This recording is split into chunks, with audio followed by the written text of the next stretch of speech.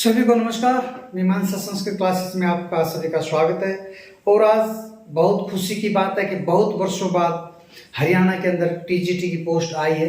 उसमें संस्कृत टीजीटी की पोस्ट काफ़ी सालों के बाद आई है। बड़ा हर्ष का विषय है और हरियाणा सरकार को बहुत बहुत धन्यवाद। हमारे जैसे लोग निरंतर प्रयास कर रहे थे, एक दबाव बना रहे थे सरकार पे, वो काम आया और उन्होंने सुनी और बच्चों के हितों को देखते हुए इतनी बम्पर एक प्रकार से मैं कहूँगा रिक्तियाँ आई हैं। उसमें संस्कृत के विषय में हम बात कर लेते हैं, क्योंकि आपका अपना सेंटर मीमांसा संस्कृत क्लासेस संस्कृत के लिए ही आपका प्रसिद्ध है।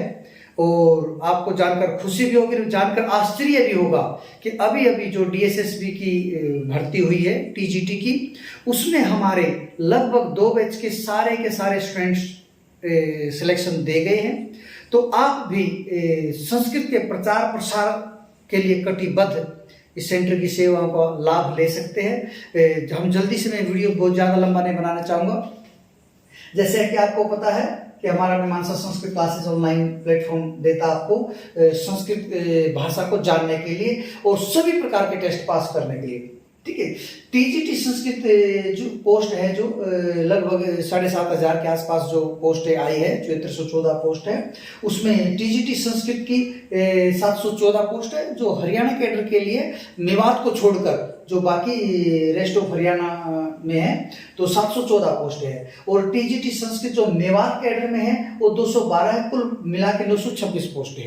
यहाँ तक जानकारी सबको, और यहाँ तक मेरे ख्याल से किसी की क्यूरी क्वेश्चन कुछ नहीं होगा। अब आ जाइए बात जो इसकी क्वालिफिकेशन की है। बीए में ध्यान दीजिए, एक एक चीज को बड़ा क्लियर करके समझिएगा।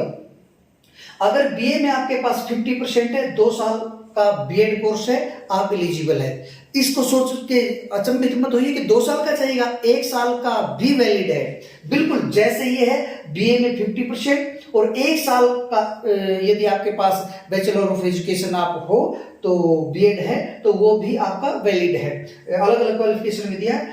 अगर आपके बीए में 45% है, ध्यान से समझिएगा, अगर आपके बीए में 45% है और आपने इलेक्टिव संस्कृत जो लिया है उसमें 50% स्कोर किया है, आप तब भी 101% एलिजिबल हो। मैंने अच्छी तरीके से सारी चीजें रीड की है और अच्छी तरीके से आपको सूचना ये मैं दे रहा हूं। आगे शास्त्री, शिक्षा शास्त्री, आचार्य का तो टीजीटी में रोल नहीं है, फिर भी बता रहा हूं, ये सारी की सारी डिग्रियां, सारी की सारी संस्कृत की उपाधियां बिल्कुल वैलिड है और बिल्कुल सरकार ने मान लिया है। शास्त्री में वही कंडीशन है 50% की, ठीक है ना। आप ओटी हैं, शिक्षा शास्त्री हैं तो आप बिल्कुल वैलिड है। अब आ जाइए एस्टेट पर। एस्टेट आपका वैलिड है। केवल जो टीजीटी इंग्लिश की वैकेंसीज है उनमें एस्टेट के बारे में ये लिखा है कि estate with English language, in English language, तो उसमें इंग्लिश लैंग्वेज में एस्टेट पास चाहिए। बाकी किसी में नहीं लिखा, संस्कृत में बिल्कुल नहीं लिखा, सीधा लिखा हुआ एस्टेट। या आपका जो पहले एक बार स्टेट का हुआ था, 1 या 2 बार पेपर हुआ था शायद स्टेट का 2008 में, शायद उसके बाद भी 1-2 बार हुआ हो, फिर एस्टेट आ गया था, तो वो भी वैलिड है। पर आपके एस्टेट की वैलिडिटी 7 साल की है, ये क्लियर कर लीजिए। मैंने बिल्कुल अपने स्टेटस पर इसका जो नोटिफिकेशन जारी होता वो लगाया, बिल्कुल प्रमाण के साथ मैं ये बात कह रहा हूं, आप उसको भी पढ़ लीजिएगा। तो इस प्रकार से मेरे ख्याल से आपको कोई किसी प्रकार की भ्रांति, संशय, डाउट किसी प्रकार का नहीं होगा। तो आप आइए और संस्कृत भाषा में यदि आप बिल्कुल श्योर सिलेक्शन चाहते हैं तो मीमांसा संस्कृत क्लासेस को सेवा का मौका दीजिए। आपको मेरे ख्याल से मैं गर्व के साथ कह सकता हूं कि इस प्लेटफॉर्म पर आना ही सिलेक्शन की श्योरिटी है। बहुत बहुत धन्यवाद, नमस्कार।